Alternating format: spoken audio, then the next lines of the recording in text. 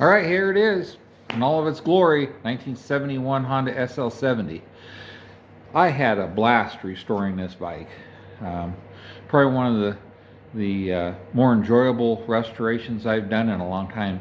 And the reason why is because in 1971 I bought a replica of what I built right here when I was a kid, and my dad took me. We roamed all over the countryside trying to find one. Ended up in Scottsbluff, Nebraska, and the dealer had it on his showroom floor. He actually bought it for his kid, but he saw a potential sale. He sold it to me, so I just replicated it almost exactly to what I bought. So let's go over it real quick. Speaking of my bike, and as I got a little older and started outgrowing it, I modified my bike up. So I had some pieces kind of show what kind of hoarder I am.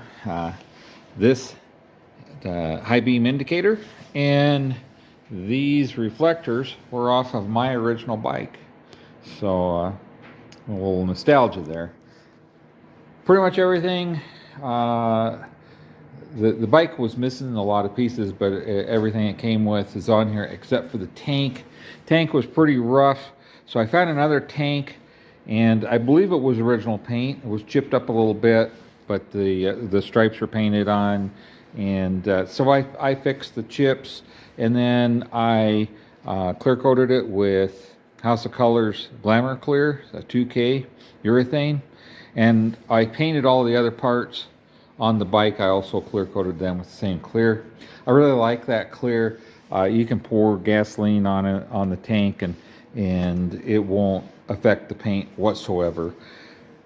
Oh, while we're talking tank, let me turn on my light here. Yeah, got it on. So open that up. You can see the inside of the tank is nice and clean. Right there, there's no kind of liner or anything in it. It's just the tank and the cap there. All right, let's start with the engine. So it was running and riding when I bought it, but I decided I'd tear it down, wanted to reseal it. So while I got it down, I might as well go ahead and put rings in it. So I put new rings in it, honed the cylinder. There was no taper in the cylinder at all. I did tear the valves out of the head, and I went ahead and ground those and put a new valve seal on it. Put all new seals on all the shafts in the engine, and you can see new gaskets, except for I did not split the case for the transmission. There was no need to. There was no leaks. Everything in the transmission looked great. Bearings were all smooth, so I just left it alone. Let's see, side covers. They are the originals. They're absolutely perfect, inside and out. Underneath there is a brand new sealed battery. Put in the wiring harness throughout the entire bike is all original. I did have to do a little repair right at the battery on the harness, but outside of that, it's 100% original wiring harness. The muffler is original, and it is in great shape. Very little rust at all. No dents, no dings. It's all really good. The rim on the rear is brand new. It was bent, so I replaced it. Spokes are original. Brake shoes, front and rear original. I sort of blasted those. They had very little to any wear at all on them. Cleaned up the brake drums. Everything works great there. So brakes work just like they did when they were brand new. You can see chrome is really, really good on the bike, and it has the original taillight lens, which isn't cracked. It's in great shape. I did reupholster the seat, but it does have the original foam under there, so that's all original. It has the original key and carburetor, which I did rebuild, of course, and then it has a brand new air filter element in it. Let's see, keep moving on it. I did put, she's got the original tread on the rear, but I wanted to replicate the one I bought, so I put the tire on it that was on it. The owner of the Honda dealership had put that on there because where we lived I lived in northern Wyoming, we had shale and bentonite, and those trail wings would just kind of plow through the dirt. So you know, this isn't a motocross tread by any means, but it's a little bit more aggressive. The person wanted to put it back to 100% like it came from the factory. Right now you can buy trail wings for well under $100.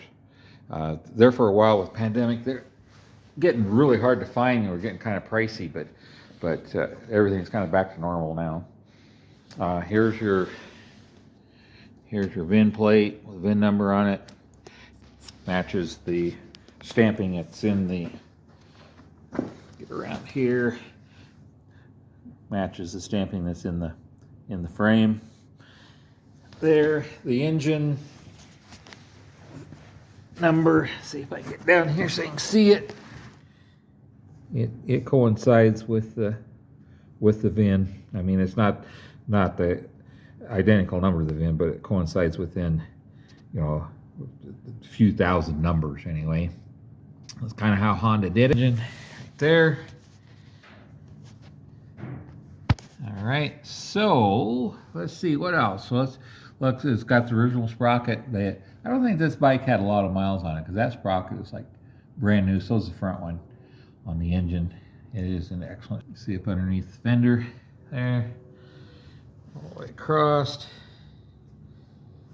to there. All right, so you can see that everything is excellent shape. I did replace with a new petcock on there just to make sure we didn't have any drips or leaks from there. All right, get my old body back up here. Let's look at that. Is low beam, and then we got high beam. The indicator works. See if I can pick that up. See it. There is low beam. There's high beam. The indicator comes on. Let's walk back here. Tail light.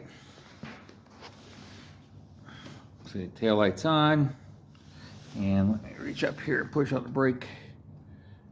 See the brake light works as well. Cold start on it. Then I'll fire it, or I'll warm it up, and then we'll I'll put the meter on it for a fuel air ratio. Show you what the fuel air ratio is when it is hot. And I think that should wrap her up. Thanks for watching. Have a blessed day.